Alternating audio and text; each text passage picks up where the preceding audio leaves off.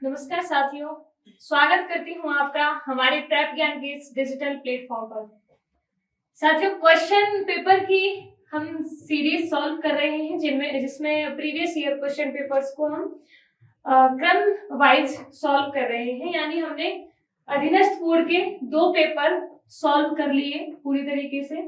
अभी आज हम स्टार्ट करेंगे आरपीएससी लाइब्रेरियन सेकेंड ग्रेड 2020 का जो एग्जाम हुआ था उसको आज हम सॉल्व करेंगे। ठीक है, जुड़े रहें, आप मेरे साथ बने रहें, चैनल को सब्सक्राइब करें, बेल आइकन को प्रेस करें जिससे आने वाली सारी वीडियोस आपको मिलती रहें। तो उम्मीद करती हूँ आपकी पढ़ाई बहुत अच्छी चल रही होगी। लास्ट मोमेंट है हमारा एग्जाम का, मात्र हमारे पास 15 से 20 दिन बचे हैं जिसमें हम कुछ पढ़ के अपना एग्जाम क्रैक कर सकते हैं। ठीक है, तो स्टार्ट करें आज का हमारा सेशन जिसमें हम आरपीएससी के द्वारा लिया गया लाइब्रेरियन सेकंड ग्रेड का जो एग्जाम 2020 में लिया गया था उसे हम सॉल्व करेंगे। चलें स्टार्ट करें। क्वेश्चन नंबर 1, राजा राम मोहन राय पुस्तकालय प्रतिष्ठान का मुख्य उद्देश्य क्या है? यहाँ पूछा है कि आरआरएलएफ का मुख्य उद्देश्य क्या है, यानी उसको राजा राम मोहन राय पुस्तकालय प्रतिष्ठान यानी आरआरआरएलएफ, समझ रहे, नाम सुना होगा, आरआरआरएलएफ, राजा राम मोहन राय लाइब्रेरी फाउंडेशन। इस फाउंडेशन को स्थापित करने के पीछे का जो उद्देश्य था वो यहाँ पूछा है कि उसका उद्देश्य क्या है। ऑप्शन में दिए हैं राजकीय पुस्तकालयों को प्रोन्नत करना, to promote government libraries. Then option number B जो है वो है शैक्षणिक पुस्तकालय सेवाओं को प्रोन्नत करना, यानी टू प्रमोट एकेडमिक लाइब्रेरी। यहाँ पूछा है, यहाँ बोला है गवर्नमेंट लाइब्रेरी और यहाँ बोला है एकेडमिक लाइब्रेरी। तो थोड़ा सा आप इनको ध्यान रखें। देखिए, राजकीय पुस्तकालय देन शैक्षणिक पुस्तकालय। सी जो ऑप्शन है उसमें बोला है तकनीकी पुस्तकालय, यानी तकनीकी पुस्तकालय सेवाओं को प्रोन्नत करना, to promote technical library services. D option में बोला है कि सार्वजनिक पुस्तकालय सेवाओं को प्रोन्नत करना, यानी to promote public library services. अब मुझे यहाँ आप बताइए कि कौन सा ऑप्शन इनमें से एकदम सही होगा, आप किस पर टिक करेंगे?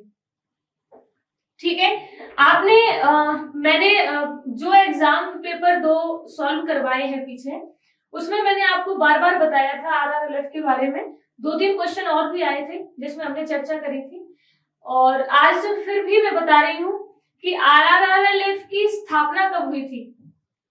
तो मेरे ख्याल से सबको पता है कि राजा राम मोहन राय लाइब्रेरी फाउंडेशन की स्थापना 1972 में हुई थी।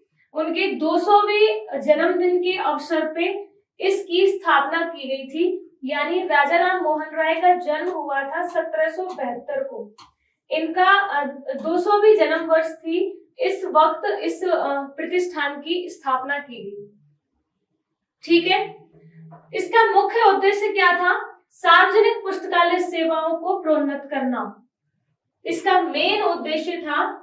डी ऑप्शन यहाँ राइट होगा, यानी सार्वजनिक पुस्तकालय सेवाओं को प्रोन्नत करना आरआरआरएलएफ का मुख्य उद्देश्य माना गया था। ठीक है, समझ गए? इसकी स्थापना किसने की थी? भारत सरकार के संस्कृति मंत्रालय द्वारा इसकी स्थापना की गई थी। ये भी एक क्वेश्चन पूछा गया था कि इसकी स्थापना भारत सरकार के कौन से मंत्रालय द्वारा की गई थी? तो संस्कृति मंत्रालय द्वारा इसकी स्थापना की गई थी, जिसका केंद्रीय कार्यालय जो था वो साल्ट लेक कलकत्ता में स्थापित किया गया। ठीक है, साल्ट लेक कलकत्ता में इसका केंद्रीय कार्यालय स्थापित किया गया था। यानी क्वेश्चन नंबर 1 जो है वो हमने यहाँ पूरी तरीके से इससे रिलेटेड जितने फैक्ट्स थे वो हमने पढ़ लिए हैं। ठीक है, इसका मुख्य उद्देश्य क्वेश्चन में पूछा है, जो ऑप्शन नंबर डी हमारा राइट होगा। क्लियर हुआ? आगे बढ़े। नेक्स्ट क्वेश्चन नंबर 2, आप रीड करिए कि क्वेश्चन नंबर 2 क्या कह रहा है। ठीक है, पढ़िए। प्रकाशनों की सार्वभौमिक उपलब्धता यूएपी कार्यक्रम किससे संबंधित है? यानी प्रकाशनों की सार्वभौमिक उपलब्धता, ये यूएपी नाम का एक कार्यक्रम है, यूएपी नाम का, जो किससे संबंधित है ये यहाँ पूछा है। और ऑप्शंस में कुछ संस्थाओं के नाम दिए हैं, जिसमें international federation of library association and institution, यानी यहाँ इफ्ला का नाम दिया है, ठीक है, इफ्ला। दूसरा है इंडियन लाइब्रेरी एसोसिएशन यानी आईएलए,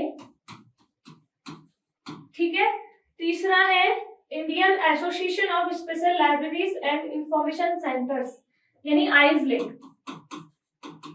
तो आप इसमें से राइट आंसर टिक करो और 4 नंबर जो है वो ए है, अमेरिकन लाइब्रेरी एसोसिएशन। अब बताइए कि यूएपी कार्यक्रम जो है वो किस संस्था से संबंधित है, यहाँ यही पूछा है। अब आंसर टिक करिए, कमेंट बॉक्स में आंसर दीजिए। यूएपी की फुल फॉर्म क्या है? तो यहाँ हिंदी में, तो हिंदी वाले बच्चों को पता चल रहा है कि यहाँ लिखा हुआ है प्रकाशनों की सार्वभौमिक उपलब्धता, है ना। और यहाँ इंग्लिश में देखिए universal availability of publication, universal availability of publication, ये यहाँ इसकी फुल फॉर्म दी हुई है यूएपी की।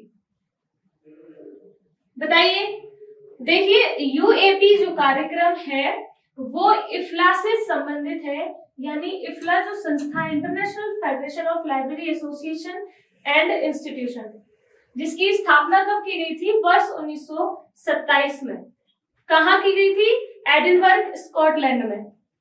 ये भी आपको मालूम है, ठीक है। इसका वर्तमान में जो कार्यालय है वो कहाँ स्थापित किया गया है? हेग में, ठीक है। इफ्ला का वर्तमान कार्यालय कहाँ स्थित है? हेग में। अब इफ्ला के द्वारा यहाँ तो सिर्फ एक नाम दिया है कि यूएपी कार्यक्रम किससे संबंधित है, लेकिन इफ्ला से रिलेटेड कुछ कार्यक्रम के नाम मैं आपको बताऊंगी, उनको मुख्य रूप से आप याद रखना, ठीक है। तो उनमें मैं जो कार्यक्रम के नाम बताऊंगी उनको आप ध्यान से देखिए कौन कौन से हैं। एक तो इसी में हो गया यूएपी, ठीक है, ये इफ्ला का मुख्य रूप से एक कार्यक्रम माना जाता है। एक है यूनिमार्क, एक आपने नाम सुना है यूनिमार्क, एक है यूबीसी,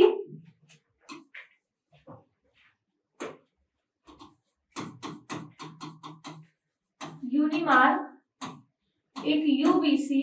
इनका फुल फॉर्म जो है, पूरा नाम मैं आपको बस बोलकर बता दूंगी, आप उसमें ध्यान रखना, ठीक है।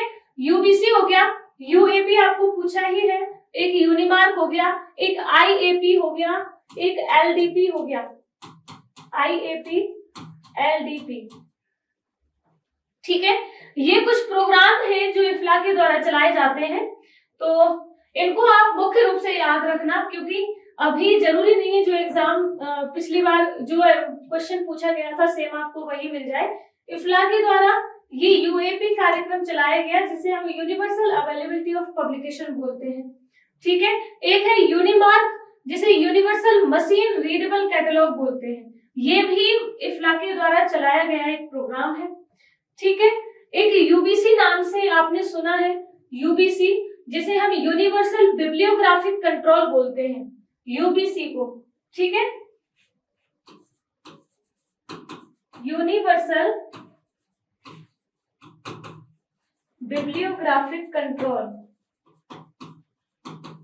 नाम ध्यान रखना आप, क्योंकि पूछा जा सकता है कि यूबीसी जो कार्यक्रम है वो किसके द्वारा चलाया जाता है, तो ये इफ्ला संस्था के द्वारा यूबीसी कार्यक्रम चलाया जाता है, ठीक है। एक है आईएपी, जिसे इंटरनेशनल एडवोकेसी प्रोग्राम के नाम से जाना जाता है, आईएपी को, ये भी मुख्य रूप से इफ्ला के द्वारा चलाया गया एक कार्यक्रम है। एक है एलडीपी, जो लाइब्रेरी डेवलपमेंट प्रोग्राम, ठीक है, एक एलडीपी नाम है जिसे हम लाइब्रेरी डेवलपमेंट प्रोग्राम के नाम से जानते हैं, जिसका पूरा नाम है लाइब्रेरी डेवलपमेंट प्रोग्राम। ये भी मुख्य रूप से इफ्ला के द्वारा चलाया गया एक प्रोग्राम माना जाता है, ठीक है ना।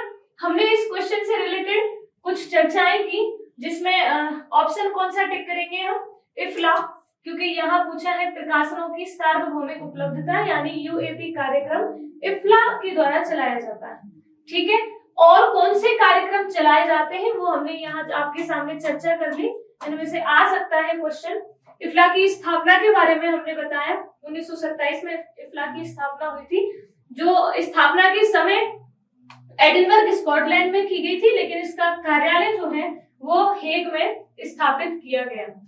ठीक है, समझ आया होगा, उम्मीद करती हूँ आप सभी अच्छे से समझ पा रहे होंगे। चलिए नेक्स्ट बढ़े, तो क्वेश्चन नंबर 3। ठीक है, आगे बढ़े, क्वेश्चन नंबर 3 रीड करिए आप लोग, क्वेश्चन नंबर 3, और उसका आंसर मुझे जल्दी से कमेंट बॉक्स में दीजिए। अमेरिकन पुस्तकालय संघ की स्थापना किस वर्ष में की गई? यहाँ पूछा है अमेरिकन पुस्तकालय संघ, यानी अमेरिकन लाइब्रेरी एसोसिएशन, ये यहाँ पूछा है। ये इंडियन लिख दिया है, यहाँ पे अमेरिकन होगा। ठीक है, अमेरिकन लाइब्रेरी एसोसिएशन, जिसे हम किस नाम से बोलते हैं, ALA, मुख्य रूप से इसका प्रचलित नाम बोला जाता है ALA, यानी ALA की स्थापना किस वर्ष की गई, यहाँ पे ये पूछा है। मेरे ख्याल से जितने स्टूडेंट्स तैयारी कर रहे हैं,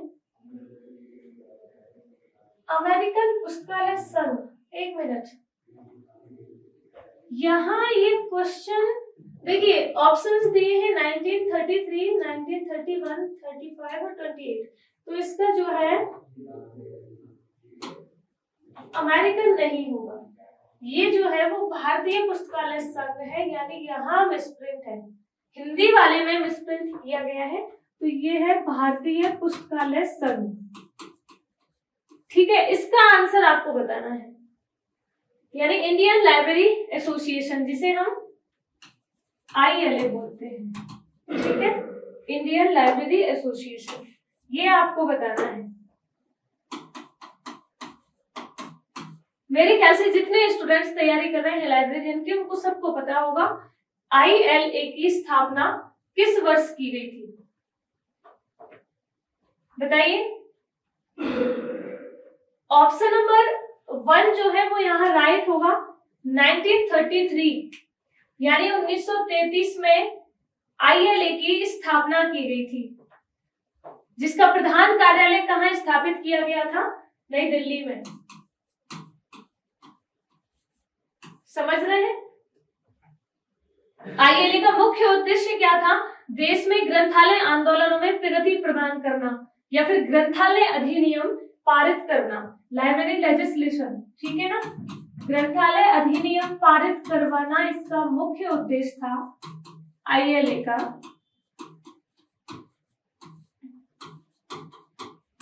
ठीक है, समझ गए यहाँ तक? यहाँ जो भी संस्था दी हुई होती है, उनका जो क्वेश्चन बन सकता है वो या तो स्थापना वर्ष से बनता है, या फिर उसका मुख्य उद्देश्य क्या था, स्थापित करने के पीछे जो उद्देश्य था वो यहाँ पूछा जाता है जनरली। ठीक है, तो ILA का मेन उद्देश्य क्या था? ग्रंथालय अधिनियम पारित करना और ग्रंथालय आंदोलनों को गति प्रदान करना, ये यहाँ इसका मेन उद्देश्य था। इसकी स्थापना हुई थी वर्ष 1933 में। ठीक है, क्लियर हुआ? अब आगे बढ़े, क्वेश्चन नंबर 4, चलिए रीड करिए। अमेरिकन पुस्तकालय संघ का मुख्यालय किस स्थान पर स्थित है, बताइए। अमेरिकन पुस्तकालय संघ का मुख्यालय किस स्थान पर स्थित है? American library association headquarter is situated at which place? इनमें से बताना है, ह्यूस्टन में, या फिर लॉस एंजल्स में, या शिकागो में, या न्यूयॉर्क में। आप आंसर टिक करिए, कौन सा होगा इसका आंसर क्वेश्चन नंबर 4 का। अमेरिकन पुस्तकालय संघ, अमेरिकन लाइब्रेरी एसोसिएशन कब स्थापित हुआ था? ALA 1876 में, है ना? समझ रहे हैं कब हुआ था? 1876 में। किसके द्वारा किया गया था? मेलविल डीवी के द्वारा, है ना। और इसका जो मुख्यालय था वो शिकागो में स्थापित किया गया था। हेडक्वार्टर कहाँ स्थापित किया गया था? शिकागो में। ये क्वेश्चन में यही पूछा है कि इसका हेडक्वार्टर कहाँ, कौन से स्थान पर स्थापित किया गया था। तो यहाँ राइट आंसर सी होगा, शिकागो। ठीक है। अब देखिए, हमने RRRLF की उद्देश्य पूछा था, एक ILA का पूछा। अब हम पूछ रहे हैं कि अमेरिकन पुस्तकालय संघ का उद्देश्य क्या था। ये अमेरिकन पुस्तकालय संघ जो है वो विश्व का सबसे बड़ा या फिर विश्व का सबसे पुराना पुस्तकालय संघ माना जाता है, यानी सबसे पहले स्थापित हुआ था 1876 में। ठीक है। पूरे विश्व भर में सबसे पहले जो पुस्तकालय संघ स्थापित किया गया था वो ALA ही था, यानी अमेरिकन लाइब्रेरी एसोसिएशन ही था। ठीक है, समझ गए ना। इसके कुछ प्रकाशन पूछे जाते हैं, उन प्रकाशनों का नाम आप थोड़ा सा ध्यान रखना कि कौन कौन से हैं, इसके द्वारा जो प्रकाशन किए जाते हैं।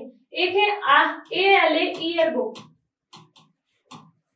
ALA ईयर बुक नाम से एक पत्रिका का प्रकाशन किया जाता है। ठीक है, जो किसके द्वारा? ALA के द्वारा किया जाता है। एक है ALA हैंडबुक। ठीक है, इनको थोड़ा सा आप याद रखना। एक ALA year book, ALA handbook और ALA अवार्ड, ये भी एक इसकी मुख्य पत्रिका है, ALA अवार्ड। ठीक है ना। एक अमेरिकन लाइब्रेरी मैगजीन नाम से भी निकाली जाती है, जो ALA के द्वारा ही निकाली जाती है। यानी इसके कुछ प्रमुख प्रकाशन में हम इनका नाम याद रखेंगे क्योंकि आगे पूछा जा सकता है। ठीक है, आगे बढ़े नेक्स्ट क्वेश्चन पे। क्वेश्चन नंबर 5 करिए रीड। पुस्तकालय कंसोर्टियम क्या है?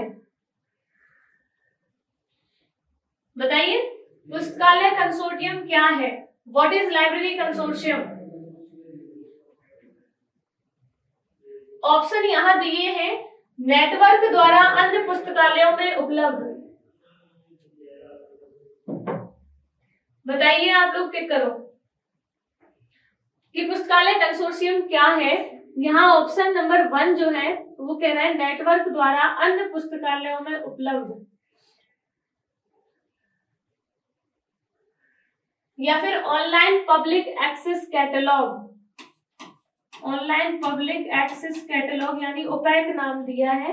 एक है वर्गीकरण, एक है 24 घंटे पुस्तकालय सेवाएं। यहाँ कुछ इस तरीके से ये ऑप्शंस दिए हैं, तो आपको इनमें से टिक करना है कौन सा होगा। पुस्तकालय कंसोर्शियम जो है वो संसाधन सहभागिता का ही एक आधुनिक डिजिटल स्वरूप माना जाता है। ठीक है, पुस्तकालय कंसोर्शियम जो है वो संसाधन सहभागिता का, यानी हमने पढ़ी थी संसाधन साझेदारी और सहभागिता, उसका ही एक आधुनिक रूप अगर हम कहें, डिजिटल रूप, वो कहलाता है पुस्तकालय कंसोर्शियम। ठीक है, इसके तहत दो संस्थाओं के मध्य नेटवर्क द्वारा संसाधनों की साझेदारी करवाई जाती है। ठीक है ना, समझ पा रहे हैं? यानी दो पुस्तकालय अगर हम कहें, दो संस्था कह सकते हैं, उनके मध्य अगर हम कुछ संसाधनों की साझेदारी कराएं, तो डिजिटल रूप में अगर हम किसी नेटवर्क के द्वारा साझेदारी करा रहे हैं तो हम पुस्तकालय कंसोर्शियम का नाम देते हैं। ठीक है, समझ गए ना। भारत में फोर्सा को कंसोर्टिया के क्षेत्र में पहला प्रयास माना जाता है। एक फोर्सा नाम था, ये भारत में इसे सबसे पहले कंसोर्टिया के क्षेत्र में पहला प्रयास माना जाता है, यानी स्टार्टिंग जो हुई थी वो फोर्सा नाम से की गई थी। ठीक है,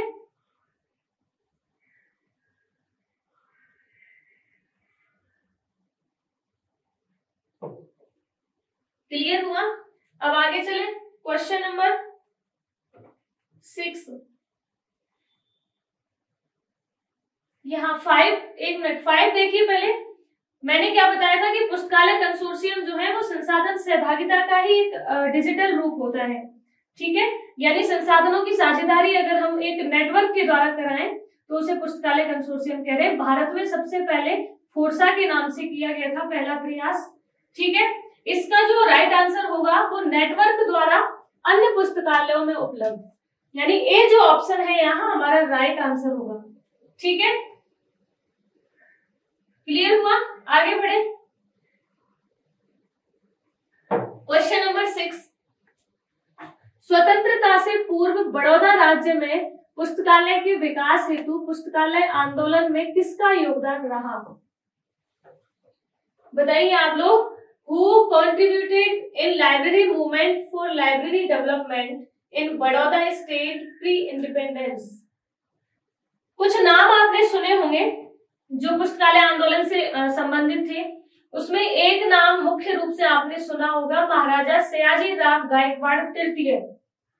सुना होगा, ये जो इसमें लिखा है महाराजा सयाजी राव गायकवाड़ तृतीय, जिसका पुस्तकालय आंदोलन से सबसे पहले इसका नाम जाना जाता है। ठीक है, तो यहां हम आंसर इसका टिक करें पहले ऑप्शन नंबर बी, तब पढ़ेंगे इसके आगे का कि स्वतंत्रता से पूर्व ये जो सयाजीराव गायकवाड़ तृतीय थे ये बड़ौदा राज्य के रहने वाले थे। ठीक है, तो बड़ौदा राज्य में पुस्तकालय के विकास हेतु पुस्तकालय आंदोलन चलाए गए थे, जिसमें मुख्य रूप से इनका योगदान माना जाता है महाराजा सयाजीराव गायकवाड़ तृतीय का। क्लियर हुआ? ऑप्शन नंबर यहाँ बी हमारा राइट होगा। ठीक है, ये बड़ौदा राज्य के महाराजा रहे थे सयाजीराव गायकवाड़ तृतीय। कौन किस वर्ष से किस वर्ष तक रहे थे, तो मैं आपको थोड़ा सा बता दूं। 1875 से 1939 तक इनको बड़ौदा राज्य के महाराजा के रूप में जाना गया था। ठीक है, पुस्तकालय आंदोलन में सबसे बड़ा योगदान माना जाता है इनका। स्वतंत्रता से पूर्व राज्य में पुस्तकालय के विकास हेतु 1910 में इन्होंने आंदोलन चलाया था। ठीक है, 1910 में। तो आपको ध्यान रखना है, ये कई बार वर्ष देकर भी पूछ लिया जाता है कि 1910 में पुस्तकालय आंदोलन की शुरुआत किस महाराजा द्वारा की गई थी, तो यहाँ महाराजा सयाजीराव गायकवाड़ तृतीय का नाम आता है। क्लियर हुआ? इसीलिए इन्हें भारतीय पुस्तकालय आंदोलन के जनक के रूप में जाना जाता है, महाराजा सयाजीराव गायकवाड़ तृतीय को। आगे बढ़े हम। क्वेश्चन नंबर 7, भारत में राष्ट्रीय पुस्तकालय सप्ताह मनाया जाता है, नेशनल लाइब्रेरी डे कब मनाया जाता है? बताइए। पुस्तकालय दिवस कब मनाया जाता है और पुस्तकालय सप्ताह कब मनाया जाता है, ये यहाँ आपसे पूछा है, तो आप बताइए कब मनाया जाता है। पुस्तकालय सप्ताह जो है वो 14 से 20 नवंबर के मध्य इस पुस्तकालय सप्ताह के रूप में मनाया जाता है। ठीक है ना, तो यहाँ हमारा राइट आंसर होगा पुस्तकालय सप्ताह के रूप में 14 से 20 नवंबर। ठीक है ना, ऑप्शन नंबर सी जो है वो राइट आंसर होगा। 12 अगस्त को पुस्तकालय दिवस के रूप में मनाया जाता है क्योंकि डॉक्टर एस आर रंगनाथन का जन्म हुआ था 12 अगस्त को। देखिए कुछ बुक्स में इसे 9 अगस्त भी दिया हुआ है। अब आपको कंफ्यूज नहीं करेगा बोर्ड वाला, अगर यहाँ मतलब दोनों ही जो आंसर है वो राइट माने जाते हैं, 12 अगस्त भी और 9 अगस्त भी। ठीक है, तो अगर ऑप्शन में 12 अगस्त दिया है तो आप 12 पे टिक करें, और 12 नहीं है 9 दिया है तो 9 पे टिक करें। ठीक है, क्लियर हुआ? पुस्तकालय सप्ताह के रूप में 14 से 20 नवंबर तक पूरे भारत में कब से मनाया जाता है, ये भी ध्यान रखने वाली बात है कि 1968 से पुस्तकालय सप्ताह मनाना शुरू हुआ था 14 से 20 नवंबर को। ठीक है, 1968 से प्रत्येक वर्ष मनाया जाता है। इसे मनाए जाने के पीछे जो उद्देश्य था वो सार्वजनिक पुस्तकालय के उपयोग और समर्थन को बढ़ावा देना था, यानी सार्वजनिक पुस्तकालयों का बहुत बड़े स्तर पर उपयोग होना चाहिए, इसीलिए पुस्तकालय सप्ताह को मनाया जाने लगा था। ठीक है, क्लियर हुआ? 14 से 20 नवंबर में जब ये सप्ताह मनाया जाता है तो यहाँ बहुत विभिन्न तरीके के कार्यक्रम करवाए जाते हैं, जिससे पुस्तकालय के बारे में जागरूकता एक फैलाना बहुत बड़ा उद्देश्य इसका माना जाता है। ठीक है ना? भारत में पुस्तकालय सप्ताह की शुरुआत भी भारतीय पुस्तकालय संघ द्वारा की गई थी, यानी ILA द्वारा, इंडियन लाइब्रेरी एसोसिएशन द्वारा भारत में सबसे पहले पुस्तकालय सप्ताह मनाया जाने लगा था। क्लियर हुआ? चलिए नेक्स्ट बढ़े। क्वेश्चन नंबर 8, पुस्तकालय में पुस्तकों से संबंधित रिकॉर्ड किस पंजिका में उपलब्ध होता है? यानी पुस्तकालय में पुस्तकों से रिलेटेड जो रिकॉर्ड होता है वो किस पंजिका में मिलता है हमें, ये पूछा है, यानी कौन से रजिस्टर में मिलता है। ठीक है, अब आपको आंसर देना है कौन सा होगा। थोड़ा सा ध्यान देने वाली बात है कि हर पुस्तकालय में एक अलग अलग विभाग होते हैं, जिन विभागों का अपना एक काम होता है। ठीक है, यहाँ कह रहे हैं कि पुस्तकालय में पुस्तकों से रिलेटेड जो रिकॉर्ड होगा वो परिग्रहण पंजिका में होता है, यानी एक्सेशन रजिस्टर में दिया हुआ होता है। ठीक है, यानी कौन सी किताब किस वर्ष किस सीक्वेंस में हमारी लाइब्रेरी में आई, उसका सीक्वेंस जो दिया हुआ होता है वो परिग्रहण पंजिका में दिया हुआ होता है, जिसमें एक्सेशन नंबर अलग से मेंशन किया जाता है। ठीक है ना, इसीलिए इसे एक्सेशन रजिस्टर के नाम से जाना जाता है। ठीक है ना, परिग्रहण पंजी जो है, परिग्रहण पंजिका पुस्तकालय का एक स्थायी अभिलेख माना जाता है, यानी ये जो है वो एक स्थायी अभिलेख के रूप में माना जाता है। पुस्तकों से रिलेटेड जानकारी अगर लेनी है तो हम सबसे पहले परिग्रहण पंजिका को खोजेंगे। ठीक है ना, क्लियर हुआ? इस परिग्रहण पंजिका में पाठ्य सामग्री को जब मेंशन किया जाता है, यानी उसमें दर्ज किया जाता है, तो वो उसी क्रम में दर्ज किया जाता है जिस क्रम में पाठ्य सामग्री हमें पुस्तकालय में मिल रही है। ठीक है, यानी वो परिग्रहण पंजिका की अगर हम बात करें तो वो पुस्तकालय के कालानुक्रमिक विकास को दर्शाती है, यानी आज की डेट में हमारे पास इतनी पुस्तकों का अर्जन हुआ। ठीक है, यानी हमारे पुस्तकालय में इतनी पुस्तकें आई, मान लो 10 आई या 15 आई, उनका उसी डेट में उसी क्रम में परिग्रहण पंजिका में लिखा जाता है। ठीक है, इसीलिए इसे कहते हैं कि अगर पुस्तकालय के कालानुक्रमिक विकास को देखा जाए तो वो परिग्रहण पंजिका के जरिए हम देख सकते हैं। ठीक है ना, इसका मानक साइज जो है वो 16x13 माना जाता है, स्टैंडर्ड साइज परिग्रहण पंजिका का। ठीक है, कितना? 16x13। ये पूछा भी जाता है। इसमें मानक स्टैंडर्ड कॉलम की संख्या भी क्वेश्चन कई बार पूछा गया है कि परिग्रहण पंजिका में स्टैंडर्ड कॉलम की संख्या कितनी होती है। ठीक है, तो ये भी आपको थोड़ा सा ध्यान रखना है कि स्टैंडर्ड कॉलम की संख्या 14 होती है। किसमें? परिग्रहण पंजिका में। ठीक है, तो परिग्रहण पंजिका से रिलेटेड 2-3 फैक्ट्स हैं, उनको आपको ध्यान रखना है क्योंकि एग्जाम में आपको देखने को मिल सकता है। ये एक तो एक स्थायी अभिलेख के रूप में होता है, ठीक है, परमानेंट रजिस्टर के रूप में। एक इसका मानक साइज पूछा जाता है जो 16x13 है। ठीक है, एक मानक कॉलम की संख्या पूछी जाती है, स्टैंडर्ड कॉलम की संख्या तो वो 14 होती है। क्लियर हुआ? मेरे ख्याल से परिग्रहण पंजिका से रिलेटेड सारे फैक्ट्स आप जान पाए हैं, उम्मीद करती हूँ आपको समझ में आया होगा। आगे बढ़े, क्वेश्चन नंबर 9 रीड करिए। डिलीवरी ऑफ बुक्स एक्ट 1954 में कौन से वर्ष में संशोधन करके समाचार पत्रों को सम्मिलित किया गया? देखिए क्वेश्चन किस लेवल से आया है, यानी हमने डिलीवरी ऑफ बुक्स एक्ट किस वर्ष पारित हुआ ये सबने पढ़ा है। किस वर्ष पारित हुआ? वर्ष 1954 में। लेकिन यहाँ तो पहले ही दे दिया उसे कि डिलीवरी ऑफ बुक्स एक्ट 1954 में पारित हुआ, लेकिन उसमें किस वर्ष संशोधन किया गया था ये यहाँ आपसे पूछा है कि कौन से वर्ष में इसमें संशोधन किया गया। तो ऑप्शन नंबर बी हमारा यहाँ राइट आंसर होगा 1956 में, यानी 1956 में इसमें संशोधन हुआ और संशोधन करके समाचार पत्रों को इसी डिलीवरी ऑफ बुक्स एक्ट में शामिल किया गया। ठीक है ना, इसका उद्देश्य क्या था? डिलीवरी ऑफ बुक्स एक्ट को पारित करने के पीछे का जो उद्देश्य था वो ये था कि भारत में जितनी पत्रिकाएं प्रकाशित हो रही हैं उन सभी पत्रिकाओं की एक एक प्रति यानी एक एक कॉपी भारत के 4 डिपोजिटरी पुस्तकालयों को अनिवार्य रूप से भेजना होता है। समझ गए? ये इसका उद्देश्य था। यानी 4 जो डिपोजिटरी पुस्तकालय हैं कौन कौन से हैं वो आपको पता होगा। एक कॉनेमरा पब्लिक लाइब्रेरी है, मेरे ख्याल से आप सबको पता है, आप कमेंट बॉक्स में इसका आंसर दें कि 4 डिपोजिटरी पुस्तकालय कौन कौन से हैं। एक है कॉनेमरा पब्लिक लाइब्रेरी, है ना, एक एशियाटिक सोसाइटी बॉम्बे, एक भारत का राष्ट्रीय पुस्तकालय, एक दिल्ली पब्लिक लाइब्रेरी।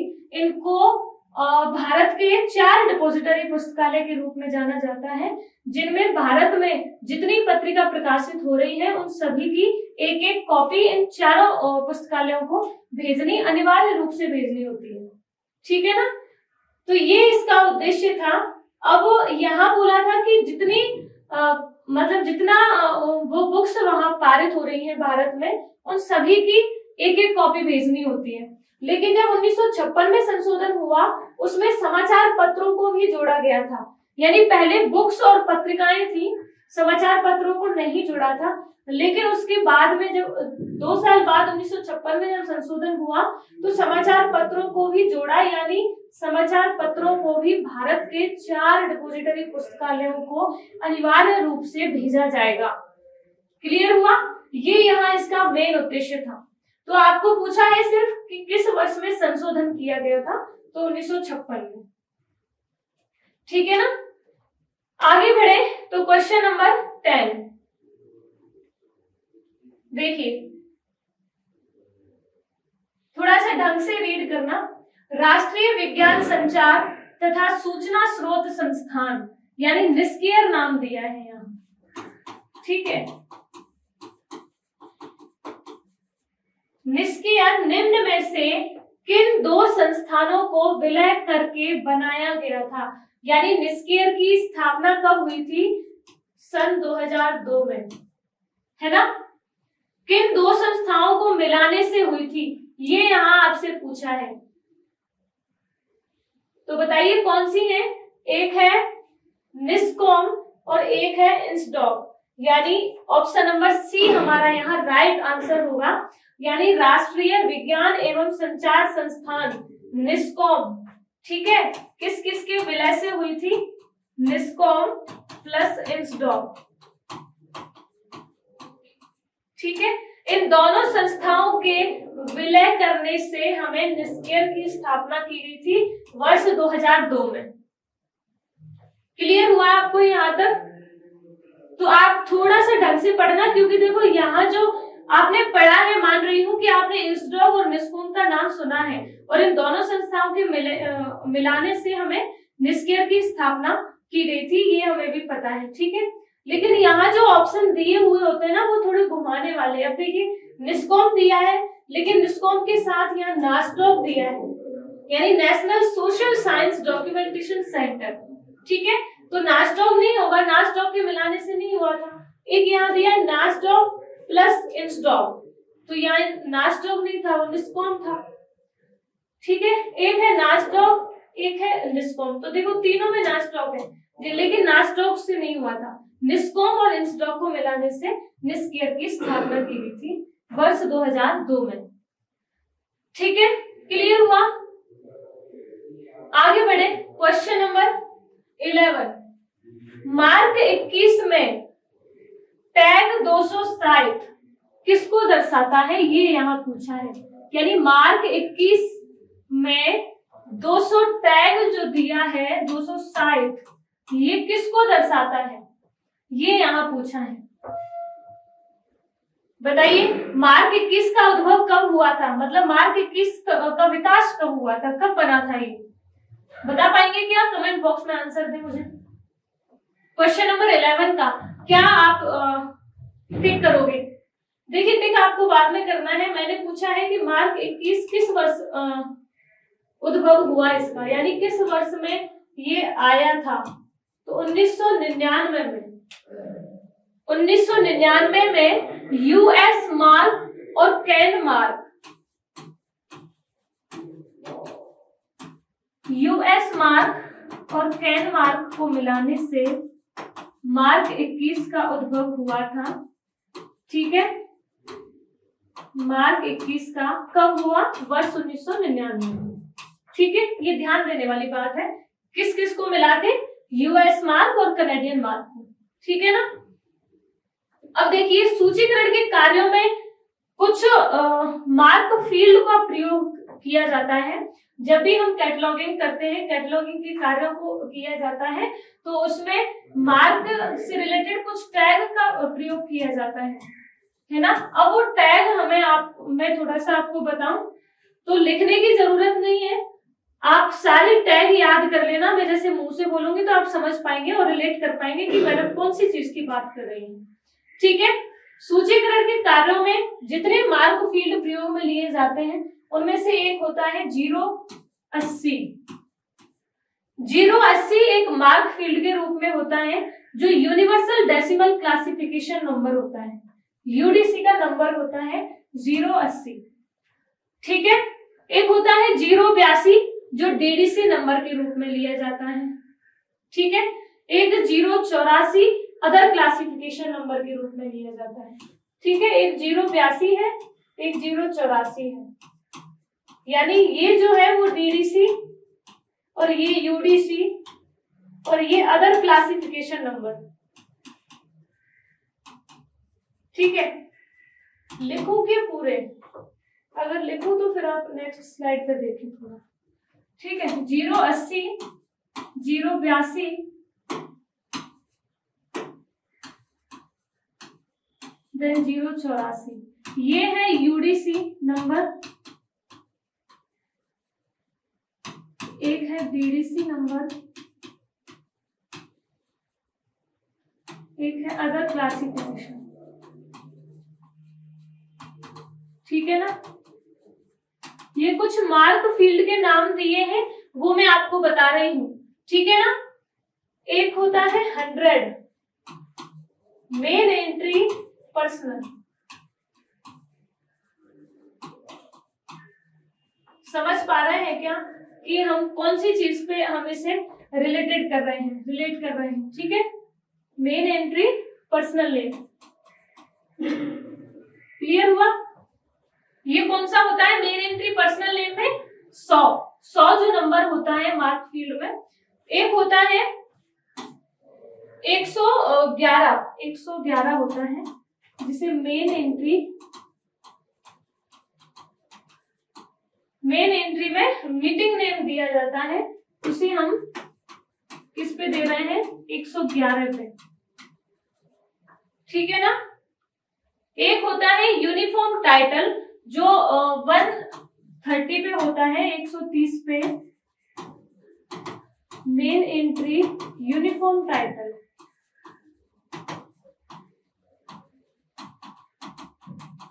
ठीक है, अब मैं थोड़ा सा बोल के बताऊंगी तो आप उन पे ध्यान रखना। एक होता है 130 जो मेन एंट्री यूनिफॉर्म टाइटल पे आ रहा है। ठीक है, एक होता है 210 जिसे हम एब्रिविएटेड टाइटल बोल रहे हैं। 210 को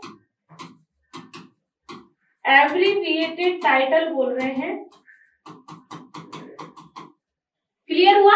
एक होता है 222 जिसे की टाइटल के रूप में जानते हैं। 222 को की टाइटल।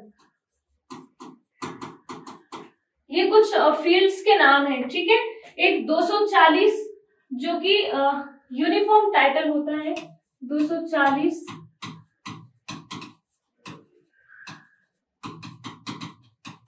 ठीक है, यूनिफॉर्म टाइटल होता है।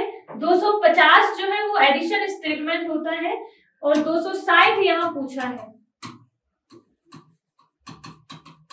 ठीक है, एडिशन होता है और 260 यहां पूछा है क्वेश्चन में, जिसका आंसर हमने पब्लिकेशन या प्रकाशक दिया है, पब्लिकेशन या डिस्ट्रीब्यूशन। ठीक है, अब देखिए हम क्वेश्चन पे जाएंगे। और हम राइट आंसर टिक करेंगे। ये कुछ मार्क फील्ड्स के नाम है जिनको हम इस तरीके से रिलेट करते हैं। UDC number, DDC number, 084 other classification, 100 पे मेन एंट्री किसके लिए, पर्सनल नेम के लिए, 111 पर मेन एंट्री मीटिंग नेम के लिए, और 130 पे मेन एंट्री यूनिफॉर्म टाइटल के लिए, और 210 पे एब्रिविएटेड टाइटल, और 222 पे की टाइटल। ठीक है, समझ गए ना। अब हम इसका आंसर टिक करें क्वेश्चन का। मार्क 21 में 260 क्या इंगित करता है, यानी प्रकाशन की सूचना। ऑप्शन नंबर बी जो है वो यहाँ राइट आंसर होगा, क्योंकि हमने पढ़ा था अभी कि 260 जो नंबर दिया है वो पब्लिकेशन या डिस्ट्रीब्यूशन का होता है। ठीक है, तो प्रकाशन की सूचना अगर देनी होती है तो हम 260 जो नंबर है उसे देखते हैं मार्क फील्ड में। क्लियर हुआ यहाँ तक? आगे बढ़े तो क्वेश्चन नंबर 12। ठीक है, अब आप मुझे आंसर दें। क्वेश्चन नंबर 12 क्या कह रहा है, किसी पुस्तक के बारे में मुख्य सूचनाएं आप किस प्रविष्टि से प्राप्त करेंगे। यानी अगर किसी पुस्तक के बारे में मेन इंफॉर्मेशन हमें चाहिए तो हमें वो कौन सी प्रविष्टि में मिलेगी, है ना। तो इसमें से तो आप राइट आंसर तुरंत ही कर पाएंगे। ये है विषय प्रविष्टि, या फिर मुख्य प्रविष्टि, या प्रति संदर्भ प्रविष्टि, या वर्ग निर्देशी प्रविष्टि। यहाँ पूछा है क्वेश्चन में कि मुख्य सूचना कहाँ मिलेगी, तो मुख्य सूचना मुख्य प्रविष्टि में मिलेगी। आंसर राइट करो। ठीक है ना, ज्यादा घूमना ही नहीं है, ज्यादा सोचना ही नहीं है। आपने पढ़ा है किसी पुस्तक के बारे में मुख्य सूचनाएं आप किस प्रविष्टि से प्राप्त करेंगे, तो मुख्य सूचना मुख्य प्रविष्टि से प्राप्त होगी। क्लियर हुआ? और यहाँ आपको पता है कि पुस्तकालय में हर एक पुस्तक के लिए एक अलग से मेन एंट्री बनाई जाती है, जिसके अंदर उस पुस्तक से रिलेटेड सारी जो मेन सूचनाएं हैं उनको वहां पे लिखा जाता है मेन एंट्री के अंतर्गत। जैसे लेखक का नाम है, संपादक कौन है, उसकी आख्या क्या है, ठीक है, स्थान क्या है उसका, यानी प्रकाशक कहाँ से हुआ था, ठीक है, उसका आकार क्या है, समझ रहे, प्रकाशन वर्ष वहां दी हुई होती है, पृष्ठ की संख्या दी हुई होती है। यानी मेन एंट्री में हम सारी चीजें तो लिखते हैं पुस्तक से रिलेटेड, तो जो भी हमें मेन सूचनाएं चाहिए होती हैं, मेन इंफॉर्मेशन, तो हमें वो उस प्रलेख की मेन एंट्री से हमें मिलती है। ठीक है ना, क्लियर हुआ? आगे बढ़े हम। Question number 13, shares list of subject headings में प्रयुक्त बीटी प्रतीक क्या दर्शाता है। बीटी कुछ टर्म आपने पढ़ी होंगी, उसमें एक बीटी है, एक एनटी है, एक आरटी है, एक एसए है।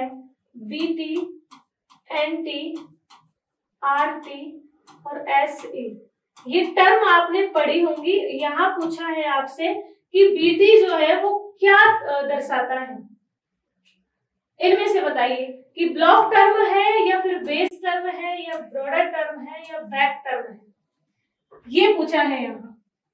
मेरे ख्याल से आंसर आप दे पाए होंगे अगर आपने ये टर्म पढ़ी है, तो ऑप्शन नंबर सी जो है वो यहाँ राइट होगा, ब्रॉडर टर्म। ठीक है, एंटी का मतलब क्या होता है, ये तो आपने कह रहे हैं ब्रॉडर टर्म होता है। ठीक है,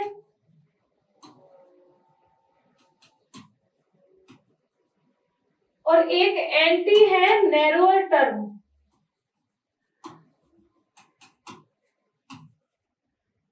समझ रहे हैं, एंटी क्या है, नैरोअर टर्म, और आरटी क्या है, रिलेटेड टर्म।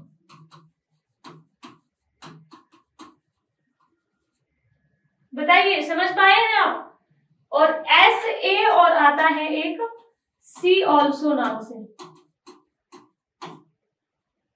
ये क्या है, shares list of subject headings में प्रयोग किए जाने वाली कुछ टर्म हैं जिनको हम एसएलएसएच में प्रयोग करते हैं। ठीक है, इनका जो मुख्य रूप से ये मध्यम और छोटे पुस्तकालयों द्वारा इसका प्रयोग किया जाता है।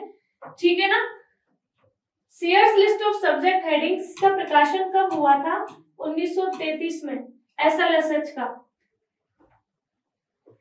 समझ गए, क्योंकि यहाँ पे नाम दिया है ऊपर शेयर्स, तो इसका प्रकाशन भी किसके द्वारा किया गया था, सीयर्स महोदय द्वारा,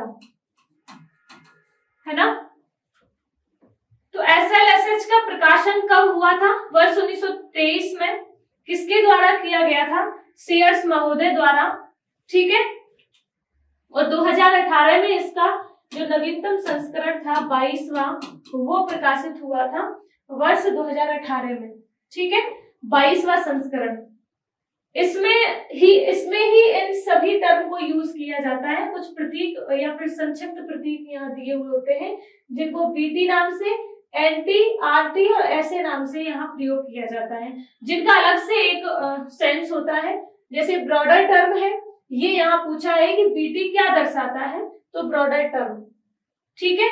आगे इनसे रिलेटेड क्वेश्चन पूछा जा सकता है कि NT क्या दर्शाता है, नैरोअर टर्म, और RT related term SAC also, ठीक है ना।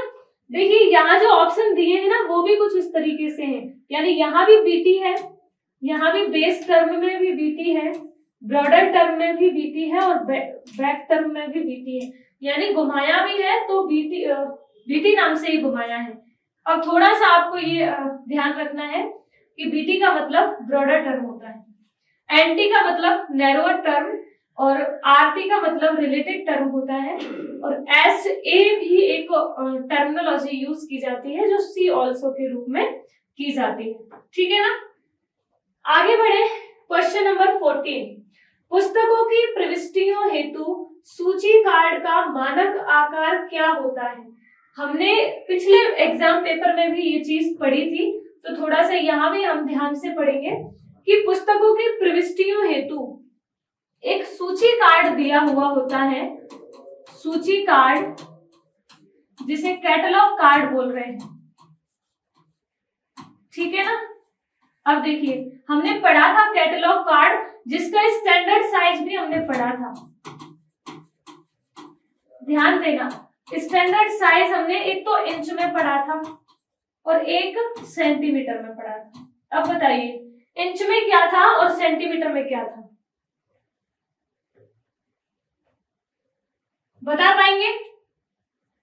यहाँ जो ऑप्शन है वो 12.5 सेंटीमीटर गुणा 7.5 सेंटीमीटर होगा। ऑप्शन नंबर बी यहाँ राइट होगा, क्योंकि सिर्फ यहाँ सेंटीमीटर की बात करिए दोनों में। अगर इंच में पूछे तो 5 गुणा 3 इंच, ठीक है, और 12.5 सेंटीमीटर गुणा 7.5 सेंटीमीटर। अगर सेंटीमीटर में पूछे तो स्टैंडर्ड साइज ये होगा, और इंच में पूछे तो स्टैंडर्ड साइज 5 गुणा 3 होगा। ये बार बार एग्जाम में क्वेश्चन पूछा गया है, थोड़ा सा ध्यान देना इसके ऊपर, ठीक है। किसका मानक साइज है? कैटलॉग कार्ड का, यानी सूची कार्ड का ये मानक साइज है। क्लियर हुआ? क्वेश्चन देखिएगा, प्रविष्टियों हेतु सूची कार्ड का मानक आकार क्या होता है, तो 12.5 गुणा 7.5 सेंटीमीटर, ठीक है। अब देखिए आगे बढ़े, क्वेश्चन नंबर 15। अवधि 1987 से 2019 को द्विबिंदु वर्गीकरण पद्धति के अनुसार किस प्रकार प्रदर्शित करेंगे? CC एक क्लासिफिकेशन की स्कीम आपने पढ़ी है, कॉलम क्लासिफिकेशन, ठीक है। तो CC के अनुसार यहाँ पूछा है कि 1987 से 2000 के मध्य की अवधि को किस प्रकार हम रिप्रेजेंट करेंगे। ये यहाँ कुछ ऑप्शन दिए हैं और उनमें ये बताया है कि किस प्रकार आप इसे प्रदर्शित करेंगे। बताइए CC के अनुसार। ऑप्शन नंबर डी जो है वो यहाँ राइट आंसर होगा, P19 N87, ठीक है। ये यहाँ राइट आंसर होगा इसका, ऑप्शन नंबर डी। ये जो है वो इस तरीके से अटैच है, ठीक है, ये एरो है, यहाँ ये वाला एरो है, ठीक है, यानी N87 P19, ठीक है। अब बताइए आप, द्विबिंदु वर्गीकरण पद्धति के अनुसार जो भविष्य काल की अवधि होती है उसे फॉरवर्ड एरो के द्वारा भविष्य काल की अवधि, ठीक है। भविष्य काल की जो अवधि होती है उसे फॉरवर्ड एरो के द्वारा दर्शाया जाता है और भूतकाल की जो अवधि होती है उसे बैकवर्ड एरो द्वारा दर्शाया जाता है, यानी इस प्रकार से दर्शाया जाता है। ठीक है, समझ गए ना। अब यहाँ क्या है, 1987 से 2019 के मध्य ये क्या दर्शा रहा है, यानी भूतकाल को प्रदर्शित कर रहा है। ठीक है, पास्ट को प्रदर्शित किया जा रहा है 1987 से 2019 तक। समझ गए ना, भूतकाल को प्रदर्शित कर रहे हैं। और मैंने कहा था कि भूतकाल की अवधि को बैकवर्ड एरो के द्वारा दर्शाया जाता है, तो यहाँ बैकवर्ड एरो इस प्रकार दिया है। फॉरवर्ड यहाँ पे है, यहाँ भी फॉरवर्ड है, यहाँ भी फॉरवर्ड है, लेकिन यहाँ जो है वो बैकवर्ड एरो दर्शाया गया है। ठीक है, तो इस प्रकार से जो दर्शाएं वो कौन सा काल होगा, भूतकाल में दी हुई अवधि होती है। क्लियर हुआ। यहां जो दिया है P और N, ये क्या है, देखिए कॉलन क्लासिफिकेशन में 19 यानी 1900 से जो वर्ष शुरू होती हैं उनको N से दर्शाते हैं। ठीक है, और जो 2000 के उसमें जो वर्ष है 2000 के क्रम में, यानी 2001, 2002, 2003 इस प्रकार से जो दिया हुआ होता है उनको हम यहाँ P से इंडिकेट करते हैं। ठीक है, इसीलिए वर्ष 2019 को यहाँ P19 से किया है और वर्ष 1987 को N87 से यहाँ निरूपित किया है, तब ये बैकवर्ड एरो लगाकर ये इंडिकेशन किया है। ठीक है, यानी सीसी के अंतर्गत, कॉलन क्लासिफिकेशन के अंतर्गत जब भी हम इस तरीके की अवधि लिखते हैं तो उसे इस ऐसे हम इंडिकेट करते हैं। यानी अगर ये आने वाली वर्ष होती, ठीक है, भविष्य काल की वर्ष होती, जैसे मान लो 2025 से 2035 के मध्य, ठीक है, 2035 के मध्य की अवधि को किस प्रकार दर्शाया जाएगा, तो यहाँ भविष्य काल है इसलिए इसे अग्रतीर फॉरवर्ड एरो के द्वारा दर्शाया जाएगा इस प्रकार से। ठीक है, और 2000 है दोनों में, तो यहाँ हम इसके लिए कौन सा सिंबल लेंगे, P। ठीक है ना, P25 से P35 तक, इस तरीके से इसकी अवधि को हम कॉलन क्लासिफिकेशन के अंतर्गत दर्शाते हैं। क्लियर हुआ। उम्मीद करती हूँ आपको यहाँ तक ये सब समझ में आया होगा। ठीक है, आगे बढ़े। क्वेश्चन नंबर 16, द्विबंधु वर्गीकरण पद्धति में किस प्रकार के अंकन का प्रयोग किया जाता है। यहाँ बताइए आप, कॉलन क्लासिफिकेशन में कुछ अंकनों का प्रयोग किया जाता है। कॉलन क्लासिफिकेशन स्कीम के अंतर्गत कुछ प्रकार के अंकन प्रयोग में लिए जाते हैं, जैसे शुद्ध अंकन है, मिश्रित अंकन है, समूह अंकन है या अंक अंकन है। यहाँ पूछा है कि सीसी पद्धति में किस प्रकार के अंकन का। ठीक है, देखिए डीडीसी में, सीसी में और यूडीसी में। ठीक है, इनमें अलग अलग प्रकार के अंकन प्रयोग में लिए जाते हैं। समझ रहे हैं। यहाँ पूछा है कि सीसी में कौन से प्रकार का अंकन प्रयोग में लिया जाएगा, तो मिश्रित अंकन यानी मिक्स्ड नोटेशन जो है वो सीसी में प्रयोग लिया जाता है। जैसे 1 to 9 की बात करें, 0 to 9, तो 0 to 9 तक की संख्याओं में भी सीसी में कुछ ना कुछ इंडिकेशन दिया है। ठीक है, ए अल्फाबेट भी लिए हैं, ABCD, इस प्रकार से भी उनका एक अलग से महत्व दिया हुआ है।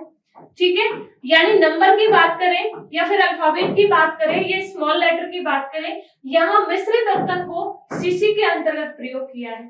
ठीक है, लेकिन डीडीसी में शुद्ध अंकन का यानी एक प्रकार के अंकन का प्रयोग लिया गया है। समझ गए ना।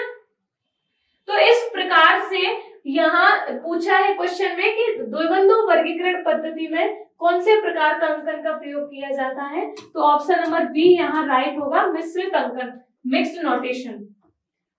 ठीक है, क्लियर हुआ। मेरे ख्याल से आप लोग समझ पाए होंगे।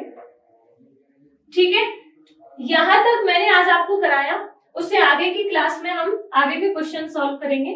तो मेरे साथ आप जुड़े रहें, बने रहें। उम्मीद करती हूँ आपको सारी क्लासेस समझ में आ रही होंगी, इंटरेस्ट के साथ में आप पढ़ रहे होंगे। क्योंकि हमारे पास टाइम बहुत कम है, तो हमें बहुत जल्दी जल्दी क्वेश्चन को सॉल्व करना है और ये चीज एनालिसिस करनी है कि क्वेश्चन कहाँ से सबसे ज्यादा पूछे जा रहे हैं। ठीक है, तो हमारा रिवीजन भी होगा, प्रीवियस ईयर क्वेश्चन पेपर्स में किस प्रकार के क्वेश्चन पूछे गए हैं वो भी हमें मालूम चलेगा। तो हमें रिवीजन के साथ साथ में एक इंडिकेशन जो हमें मिल रहा है वो हमारे लिए बहुत महत्वपूर्ण है। ठीक है, तो आप बने रहें, वीडियो को लाइक करें, शेयर करें, सब्सक्राइब करें। ठीक है, चलिए राम राम साथ।